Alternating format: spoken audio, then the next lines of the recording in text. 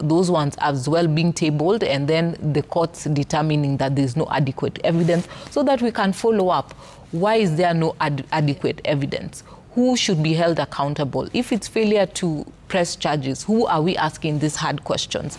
Because people don't want to see that frustration that you keep coming to court, going back, coming to court, going back, and you're not seeing any action.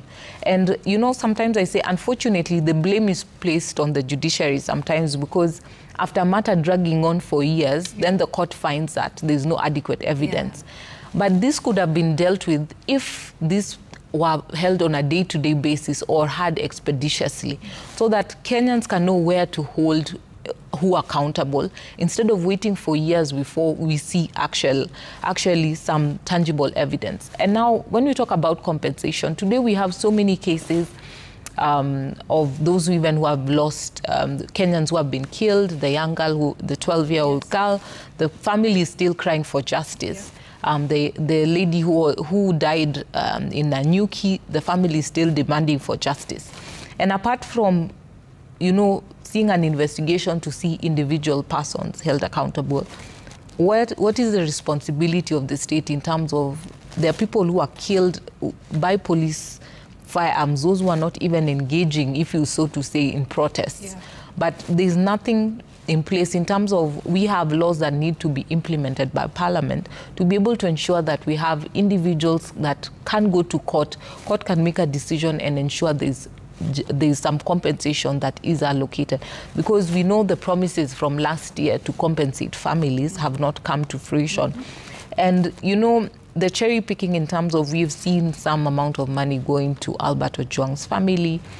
We don't know if Boniface Kariuki's family got anything. We've still not had the family that lost their 12-year-old daughter, have not seen anything.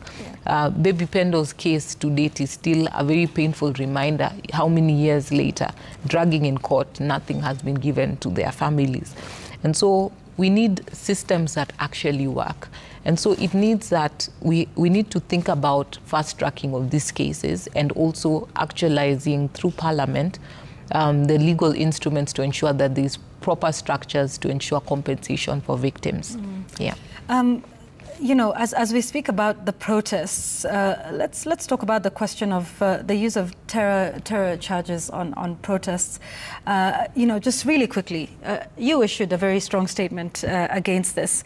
And in response to that, the Cabinet Secretary, Murkomen, who is a member of the LSK as a practicing advocate, condemned the stand taken by the LSK and by yourself as president.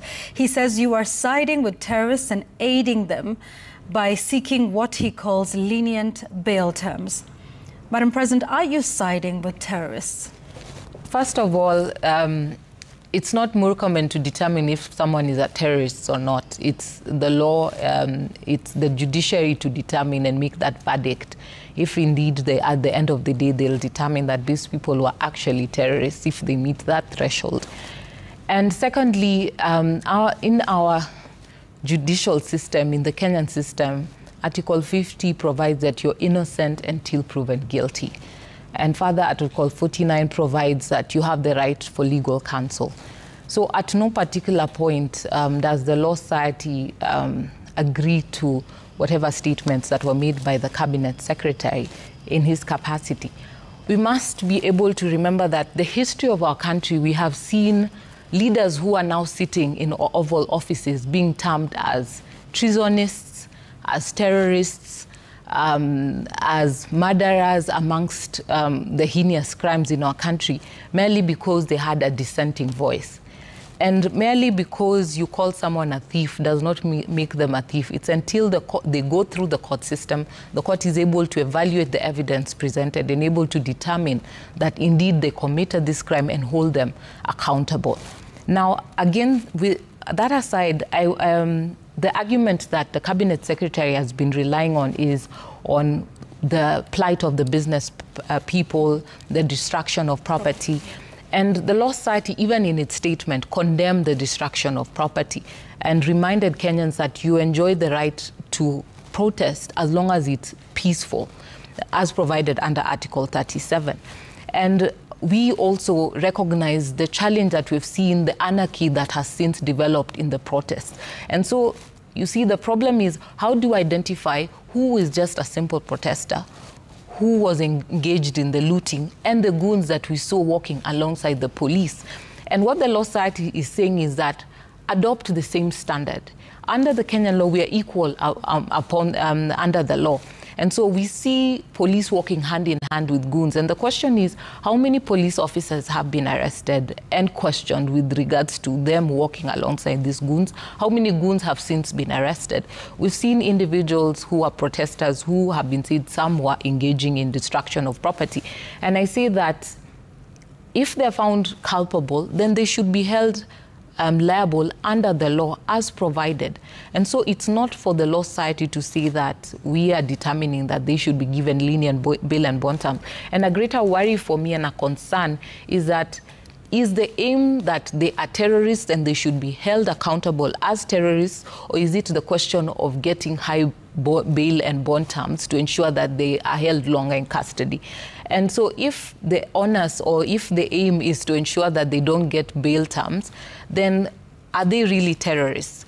And also a greater concern that I think our government doesn't look at is, on one hand, you're saying that you're inviting people to this country, investor confidence. I saw in news we are looking to have big delegations coming to the country, and yet you're saying in pockets around our country we are carrying various terrorists, young people who are terrorists everywhere, some who are being given free bond or some who are going out on very low bail terms. So you're telling the country and the nation and investors that we have terrorists roaming freely somewhere around our country, and, you know, at any point they can strike and, you know, cause damage. And, you know, as the Law Society, we're raising concern because there needs to be a review of the law, because looking at how they are applying the law in terms of the terrorist charges that are coming against these individuals, if they have destroyed property, if they have burnt down buildings, or there are various laws that you can charge them and hold them accountable, and they'll be liable under the law.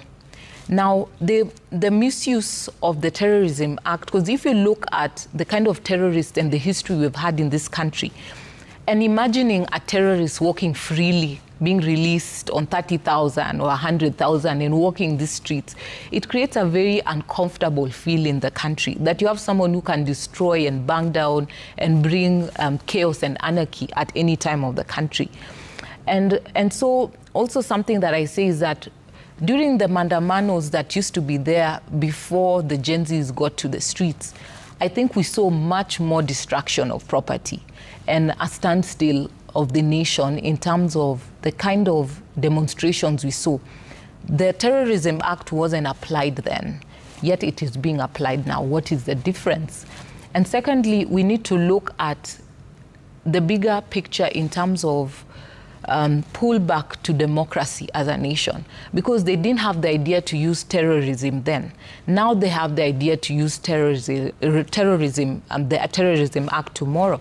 And so it means that any person who comes out to say they're against any decision of the government, they are going there, because you'd say that the Gen Z protests were actually pushing against the government passing the finance bill. So it's actually an act to intimidate the government from doing a certain action. So we had these huge pockets of terrorists all around the country, if that's the kind of loose definition they want to use. And the clawback, if we look at democracy as a nation, is that tomorrow, those who feel comfortable, they're in power. Tomorrow, if they're in opposition, they'll be terrorists, and they can be arrested and prosecuted. And also, the unfortunate thing is, what would be the impact of, you know, these terrorism charges in the futures of these young men and women? Yeah. And so that is the stance that the Law Society is saying. And we must look at it holistically. If people have committed crimes, charge them the rightful crime under the Act. It's not a matter of cherry picking what you think will hold people longer in prison. But look at the impact that you'll not only have in the country, but also in the lives of those individuals. Yeah. Yeah. Yeah, let's take a break now. We will be back with more on that. There is much more to talk about. Those violations that we're seeing of human rights, there we are. Whatever is happening in Tanzania, indeed, in the region as well. What sort of What does justice look like for that? And much more, including we now have a new set of commissioners at the electoral management body IEBC. What's their first priority according to the president of the Law Society of Kenya? That plus your feedback and questions when we return.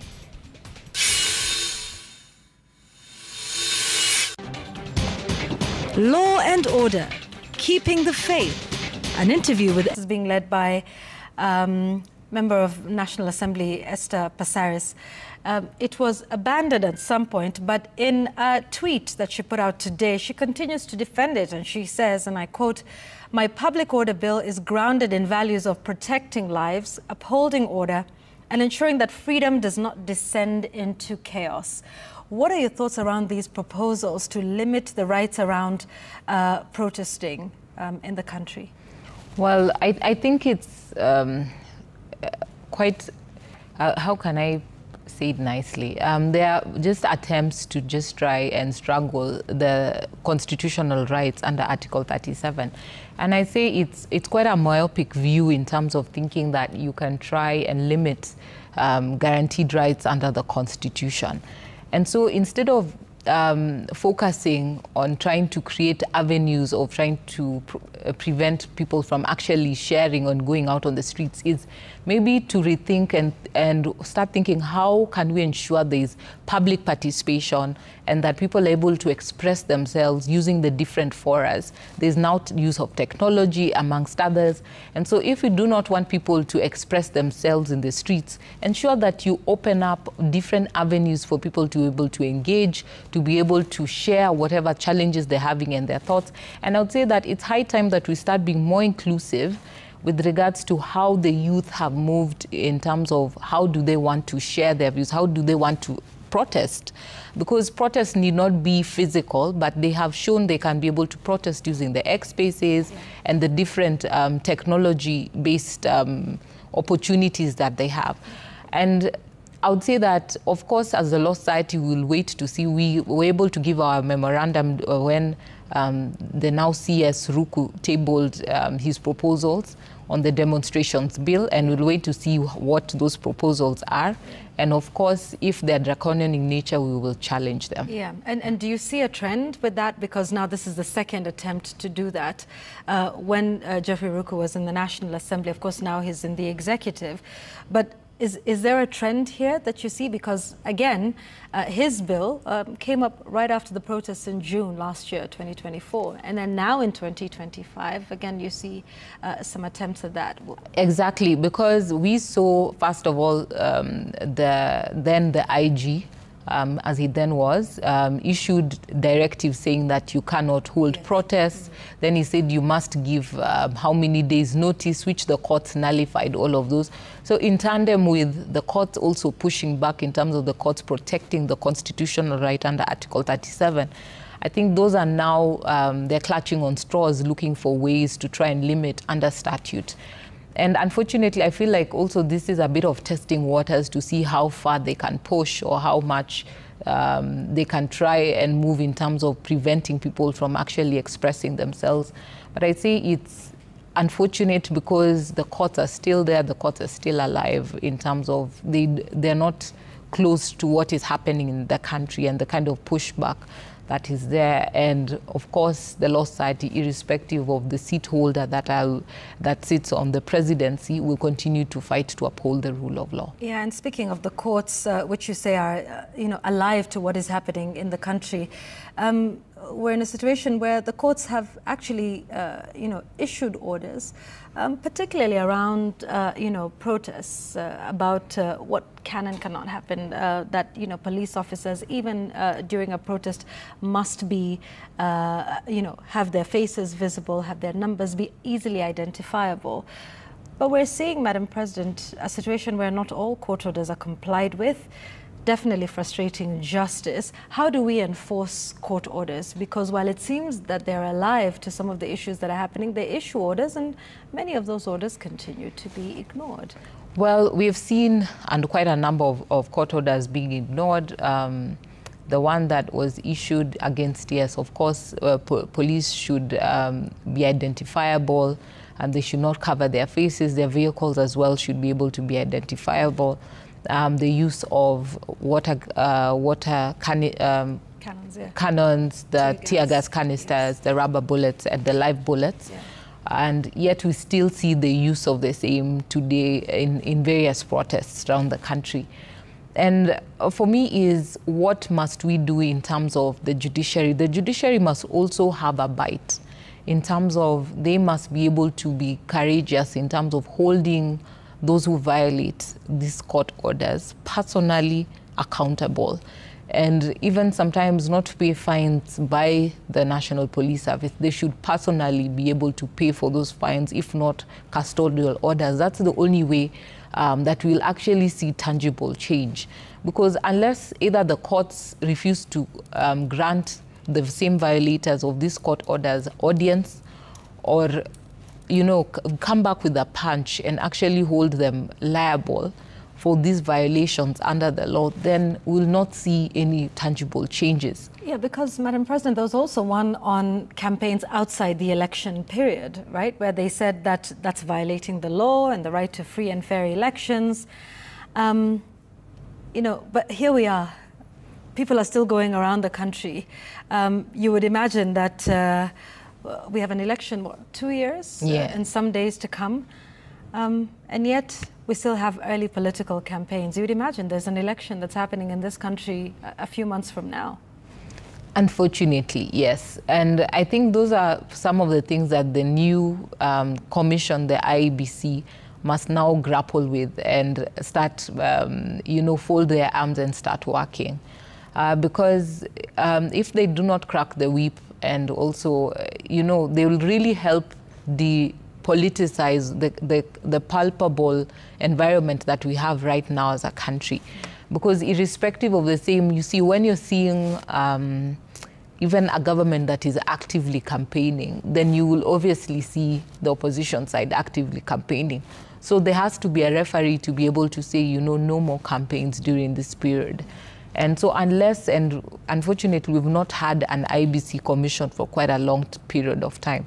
And now that they're set in place, I think these are part and parcel of the things that they'll have to see and grapple with at the inception. Yeah, and we'll talk a little bit more about that in a moment. But before we get to that, I would like to hear from you your assessment on the relationship between the Law Society of Kenya and the government. Over the last 2 years, it's looked rather acrimonious. Should it be that way by necessity? What should be the nature of the relationship between the two? Well, ideally, the Law Society's role under Section 4 of our Act is that we are also an advisor to government. And I dare say, even before the Gen Z protests got to where they were, we had appeared before Parliament and advised them. We appeared before the head of state as well, alongside various stakeholders to, you know, share the reasons why we were strongly against certain sections of the finance bill the previous year. And we normally give memorandum and advisories to government. Unfortunately, the last, I would say, a year, our relationship hasn't been absolutely the best. However, we still engage with government in terms of our members sit in various committees belonging to the government. I think our relationship would be better if there was a bit more of openness in terms of listening and taking back feedback, because our role is to defend the rule of law. So in event that there are actions that don't support protection of the rule of law, of course, will not be at the same side.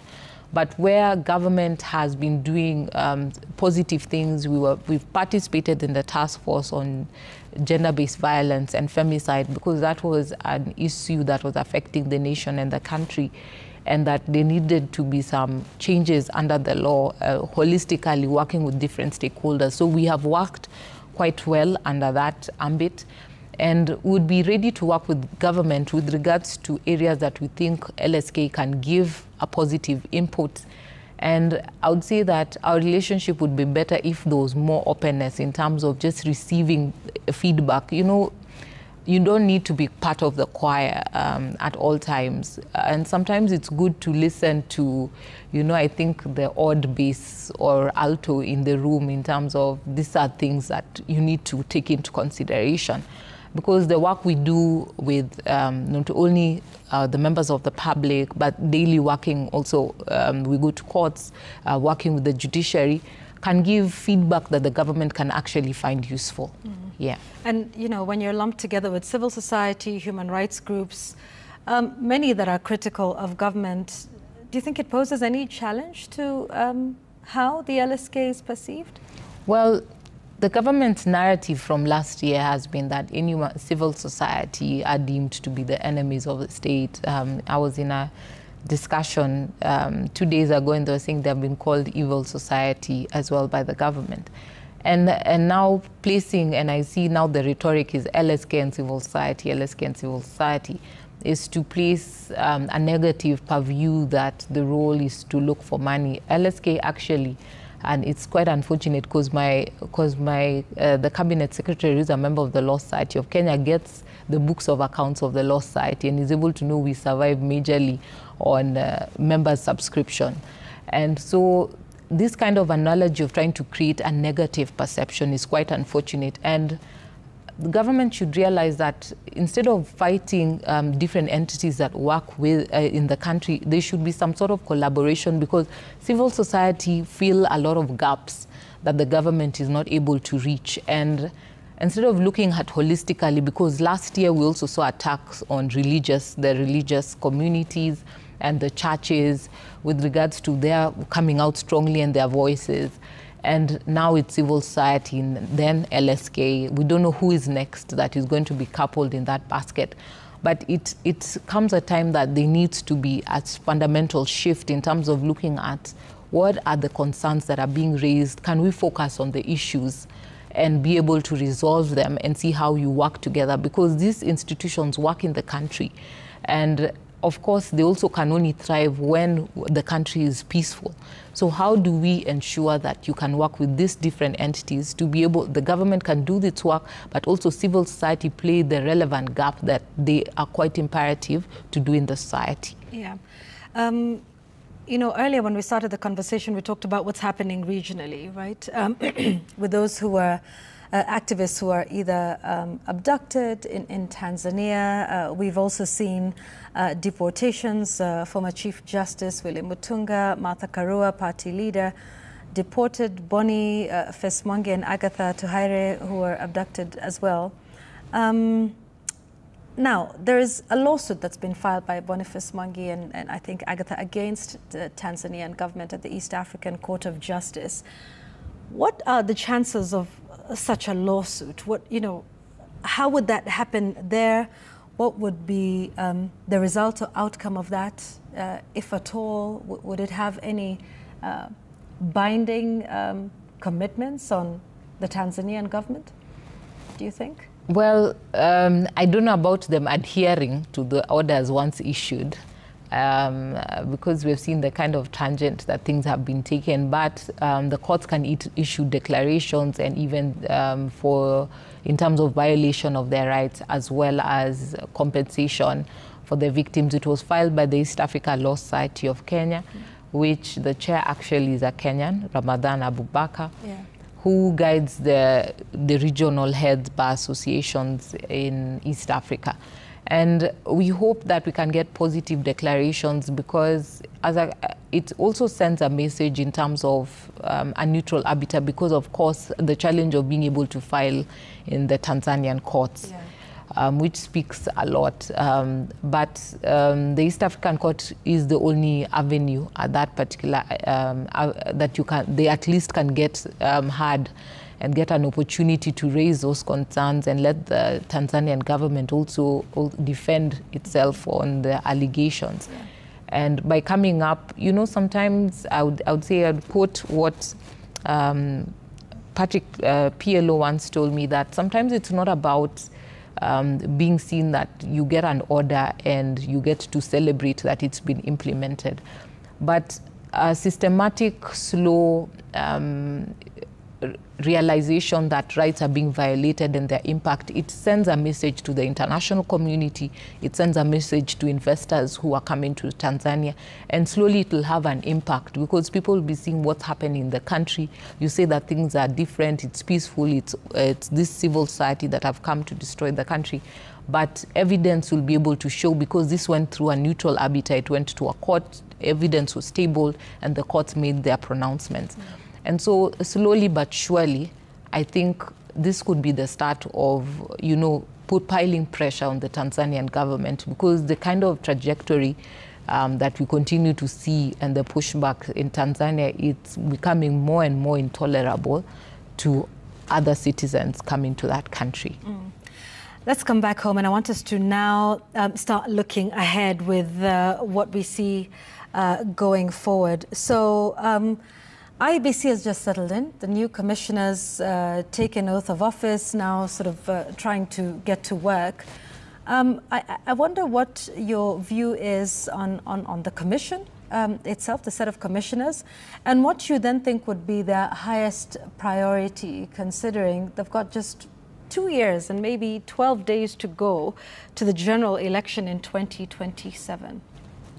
About the new IEBC commission, I would say that they have a hard task ahead of them. I would say whatever rhetoric has been made against them on their personal capacity on the cases, now that they are the commissioners sitting, we should focus on how do we hold them accountable and the work that they have ahead of them.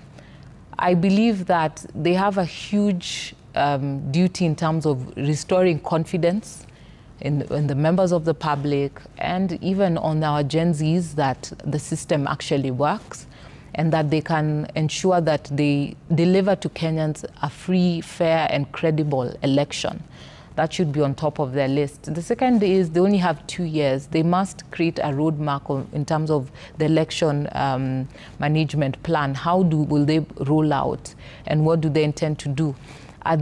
We now have, it's 13 years post the last election boundaries delineation. Yes. They must be able to determine and decide, are they going to court to ask the court whether they can proceed with the same, or they will not be doing it in event, given the short timelines that are there. There needs to be a review in terms of electoral reforms. We saw the chair saying that they've already come up with the bills. We hope there are very tangible proposals that they'll be tabling before Parliament to also give some confidence that they understand the task that is ahead of them. They have the campaign financing legislation that needs implementation and review. Then comes the heavier question of voter registration, that there's a lot of apprehension around it in terms of which votes in which areas post the last consensus that was done. And then we have civic education that I think IEBC has largely abdicated on, and which will play a very huge role in terms of ensuring that we have more voters and who understand their rights in this new period. So I think those are part and parcel of the challenges that they have in store for themselves. Right. So all elections that we've had in the country since the promulgation of the 2010 Constitution, that would be since 2013, have actually been decided by the Supreme Court. There have been 3 judgments, 2013, 17 and 22.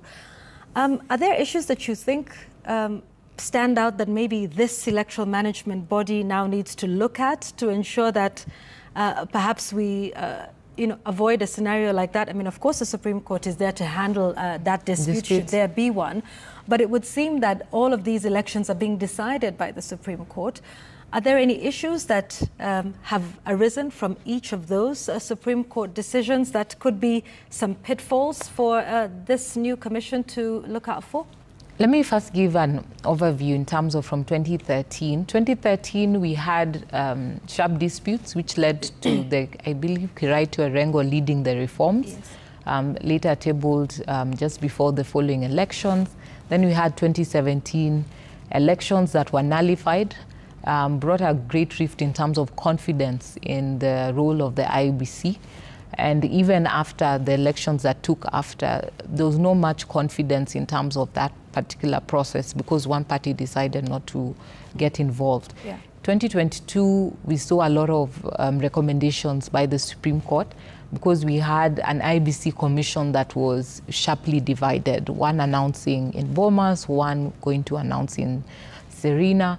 And looking at terms of corporate governance, the role of the chairperson, the role of the vice chairperson, and even if the choice of the vice chairperson has already been greatly criticized, take into consideration that there was already an advocate who meets the same criteria in terms of being able to deputize in event that the IEBC chair, something happens to him. Yeah.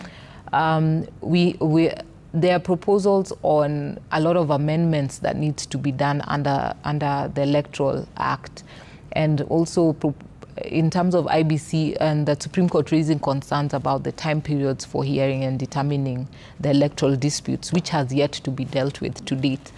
And I remember they continue to raise that concern, just looking at the apprehension that the people want to actually have tangible decision that they can feel satisfied that the neutral arbiter has actually looked at the concerns as a nation that we have. I would say that maybe the constraints that IEBC's commission is going to have is that they have a short time period. Someone can say 2 years, but 2 years is a very short period to just set up the whole machinery rolling. Looking at the various amendments they have to take into consideration under the law.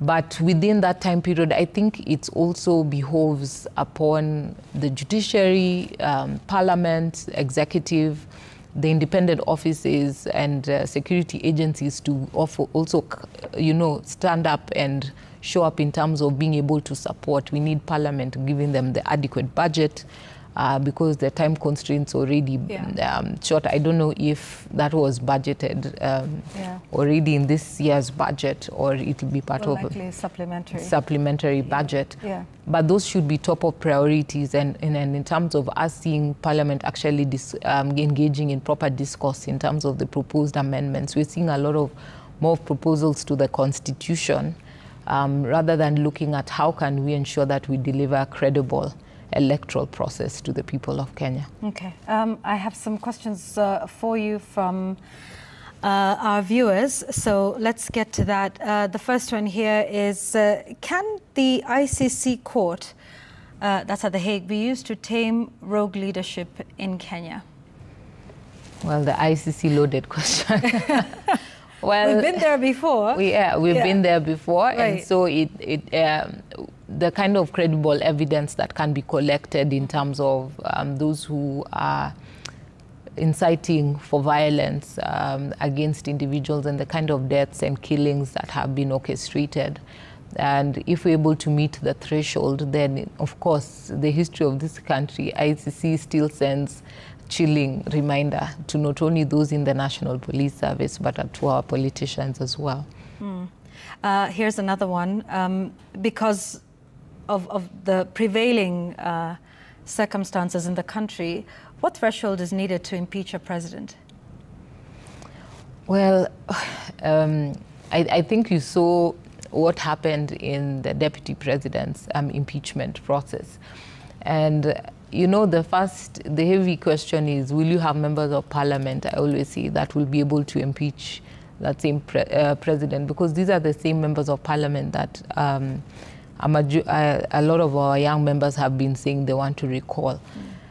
So in terms of being able to get the numbers, I don't know if they'll be able to collate those numbers to be able to surmount a vote for the president's impeachment. What are your thoughts around this National Assembly? National Assembly? Yes, Parliament in the way they've conducted themselves. I mean, you've talked about perhaps, the possibility of numbers not being raised. Yeah.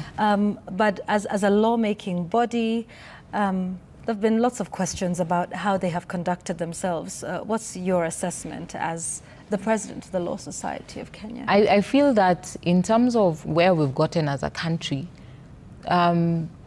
Parliament plays an important role in terms of the people's representative. And for a situation to get to the extent that we're having people attacking their own parliamentarians, and that there's no connection in terms of them being able to play that representative role in terms of listening to what the electorate are demanding for.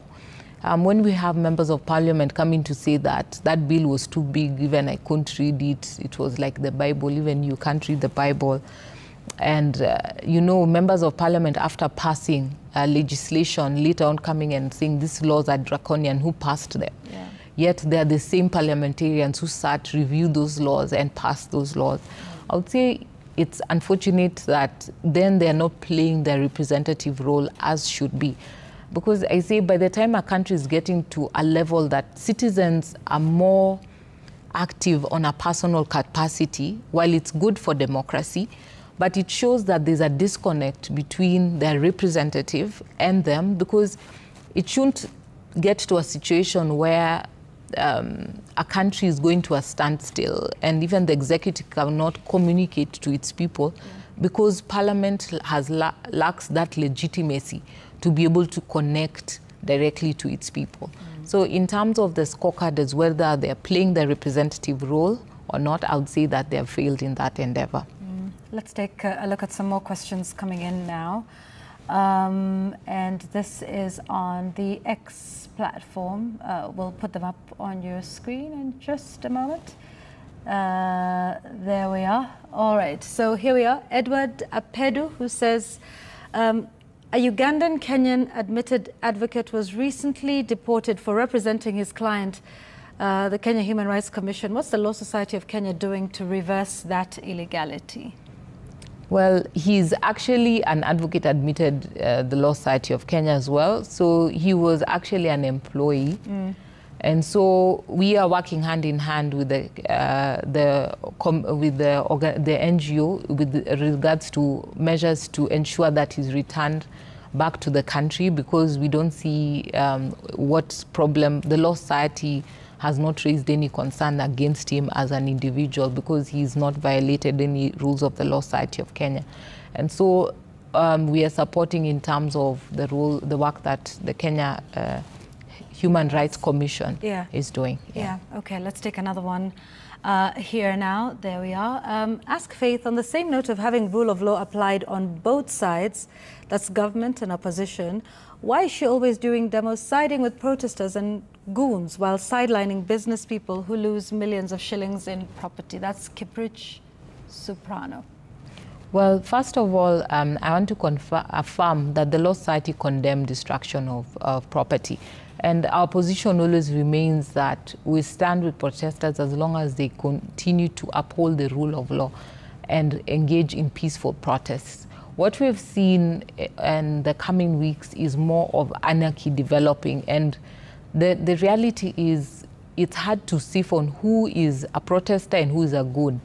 And we have condemned the use of goons. And that's why we continue to ask, why haven't we seen goons being picked out, goons being arrested? We've seen their photos circulating. Some have even been identified. Some have done videos saying they are sorry. And yet none of them have been picked up. None of them have been prosecuted. And so we have condemned the same. And we also want to raise the concern that in terms of those businesses that have been affected, the Law Society greatly sympathizes. And if there's any support we can offer in terms of legal representation, we'll be able to offer the same. Yeah. Okay. Next question now is, here we are. Why does Madam President seem to rush to conclusion before confirming facts? Take the Ndiangui Kinyagia saga. The LSK appeared to blame the government for an alleged abduction, only for it to emerge he went into hiding. They had to recuse themselves from the case. Well, the Law Society has filed several habeas corpus cases, and if history will show you, during our entire tenure, we have saved a lot of lives because of the cases filed by the Law Society of Kenya. And what we normally do, which is standard, is that of course, we cannot reach the victim. And so we ask for the family, because we had gotten several calls seeking for LSK's help. And we normally ensure that the family must come to the Law Society, do statements, confirming what happened, and then they share with us information. That's when we file for habeas corpus application. Yeah. And it's normally at the strength of the family members also confirming that they have reported as well to the police, no assistance has been given unto them, is when we can be able to file this matter. So LSK always engages in good faith, which we did, and we filed this matter in court. And even our constant discussions with the family, even to the date that Ndiangui appeared in court, we were still aware that his whereabouts were unknown. And this is not the first time that on the day that the heads of police have been summoned in court, that they magically reappear and they magically are released somewhere. And so for us, we didn't see any issue, because these have happened in several of the cases we've handled. Because even if you take case in hand, the Kitengela 3, in fact, that was one of the cases that I was most shocked, because over a month, they were finally released. And even the Wajir case that we took up after the family came to see the Law Society of Kenya, the courts it took us so long to even get court orders. But later on, when he was released, the MCA recounted the horrifying events that he went through while he was under custody. So LSK does not jump into conclusions. LSK takes evidence and collects statements based on what the family members have shown us, their efforts to try to look for him, and where they've reported all the people they've tried to reach, and they affirm to us that there's no other conclusion. And further as well, the DCA had raided Mr. Ndiangui's home, and there was evidence of even the neighbors who attested to the same, the caretaker who attested to the same. And so the Law Society acted in good faith and tabled, and that's why we went to court. So when supervening evidence came after that, he says that he was, but though he says he's going to testify, so I do not want to preempt what he's going to say. But the Law Society decided to allow him to represent himself. So not that we have yet withdrawn, but we allowed him to represent himself so he can best proffer, now that he has advocates on record who are also representing his family, that can be able now to take over so that he can proffer his case best as an individual. But as officers of the court, the moment we get any information that we think is beneficial, because for us, at the end of the day, is to uphold the rule of law. So if whenever the police are right, the Law Society will say the police are right. Okay. Next one. Here we are with Judy. Says, what's Madam Faith Odhiambo's response to CS Murkomen accusation of her siding with criminals and terrorists? I think you've already addressed this issue. So let's move on to the next one. Eli Otieno from Kisumu says, is asking your opinion on the proposed conclave. The proposer did not clarify critical matters like the venue, conclave members, selection criteria, convener, funding, etc. So there's been proposals such as that, an intergenerational national conclave. There's many other people who are asking for dialogue in one form or another. What are your thoughts on this as a way out of the impasse we find ourselves in? I look at it a bit differently. I'm thinking 15 years post our constitution, 2010, we need to have a constitutional moment of reflection. And it should not be born on us trying to have just a temporary ceasefire, but a reflection of the country that when we developed this constitution, it was based on certain constructs that were there and certain contexts that we were trying to deal with. We now have a different set of generation that want to use technology, that are more tech savvy, that feel frustrated with the processes that are there. If you want to remove somebody from office, there's a process in which you must follow, if it's collecting signatures, if it's tabling, if it's petitioning. They don't feel satisfied with the kind of proposals and procedures that have been set by the Constitution. I think it's time to think, how can we accommodate our Gen Zs and our youth in this process, that we actually have a moment where we're looking at where are we as a country post 15 years. There have been proposals on so many things in terms of where our constitution needs to reflect. Are we looking at expanding our counties or reducing the counties as is that we can't afford them anymore?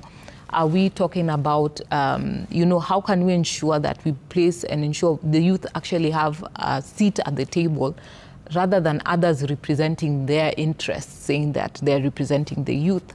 And so I think we need to look at having a constitutional moment and reflecting as a nation.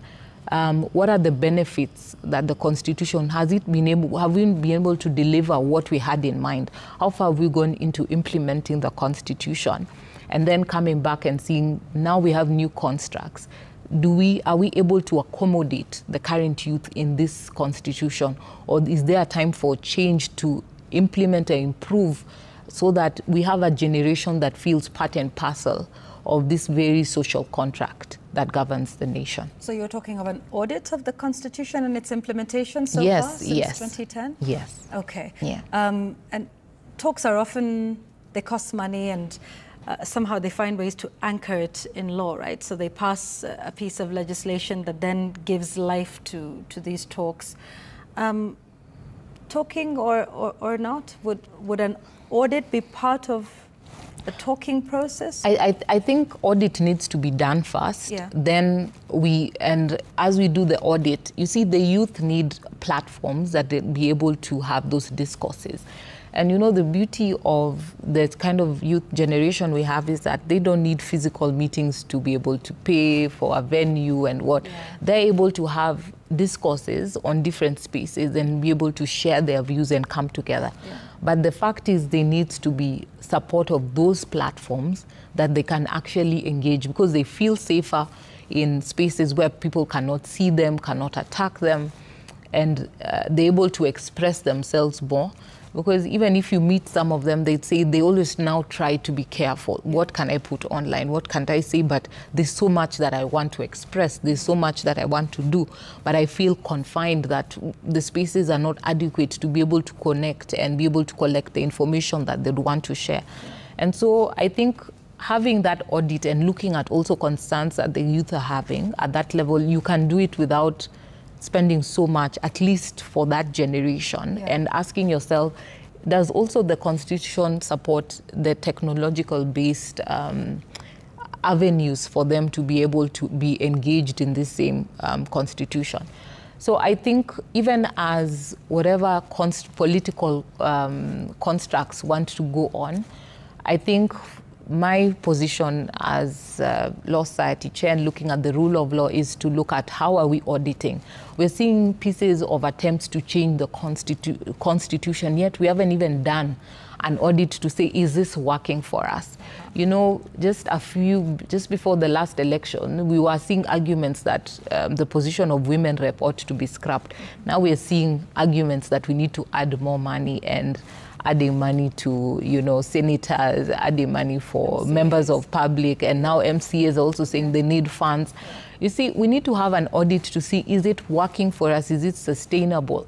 So that we actually support the services that impact on members of the public and that people are actually agitating. If you look at some of the Gen Z demands that were there last year, vis-a-vis auditing our Constitution, those are the moments that we need to have as a nation and actually say, is it working? Is it not working? What is working? Let's keep it. What is not working? Let's change it. Okay. Yeah. All right. So I'd like us to go through a set of comments now as we conclude our time with you here. Peaceful picketing is guaranteed in our Constitution. What we're witnessing is a deteriorating democratic space in our country. Kenya is now a police state. We have freedom of movement and expression. Opposition leaders shouldn't be restricted. Another one from Jay Letangule says, Wakili Faith Odhiambo was truly the best pick for LSK president, well-grounded in law and passionate about upholding the rule of law and constitutionalism, an ardent and advocate of full implementation of Katiba, especially the Bill of Rights. And then Mark Makuda says, special thanks to the LSK and its leadership for advocating for the rule of law and ensuring that abducted individuals are produced in court, either dead or alive.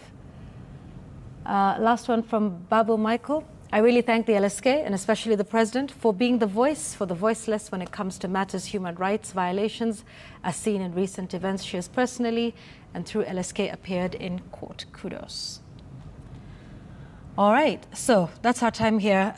About a minute or two for some closing thoughts from you on the way forward, because the country really is in some sort of crisis impasse. Your thoughts on where we go from here? My thoughts are, or rather my concerns is the growing intolerance, not only from government, but also in opposition in terms of us being able to discuss without radicalizing our youth, and the tribal rhetoric that we continue to see and calls for, violation of the Constitution. We see members of parliament who call for, tribalism, those who are calling for violation of the Constitution, some talking about rigging elections, and no action is taken upon them. We've seen situations where constitutional bodies are being defunded for purposes of fighting and upholding the rule of law. I think it behoves upon us as a country that we have a rethink. It's a constitution. Whenever there's a crisis, we need to have a constitutional moment to rethink, reset, and rework as a country. Having a peaceful nation is imperative for all actors, not only those in government, but also those in opposition, because you can only thrive and be able to talk to people, be able to convince people about your agenda, if there are actually people to sit and listen to that agenda. And so in terms of the rule of law, I think we need to see more of judicial bravery or courage, so to speak. We need to see a bit more of restraint in terms of those in government and also in opposition, in terms of thinking what is in the best interest of our nation, what is in the best interest of our country. And I would say that for those who hold positions of power, power is transient. And today the law, weaponizing the law may work for you, but tomorrow that same law is going to be weaponized against you. And so it's up to us and up to everyone that we fight to uphold the rule of law. And in terms of where do we go from here, we need to, have that moment as a country and as a nation that we must have a rethink, because 2 years to the election, and I think we are more polarized than I think Uganda and Tanzania that have a closer election date than we do.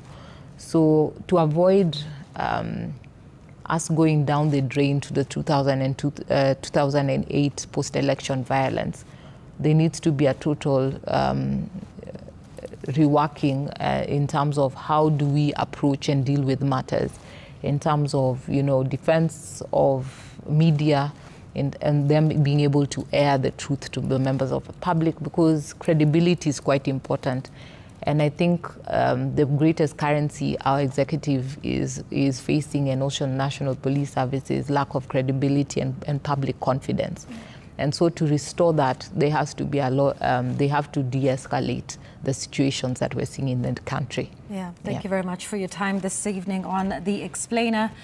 That's been our conversation with Faith Odhiambo, who is the president of the Law Society of Kenya, on the state of law and order in the country, where we go from here, and what are the most important priorities to get the country back on track. Thank you for watching. Thank you for your comments on The Explainer tonight. I will see you again on Thursday. Have a good evening, everyone.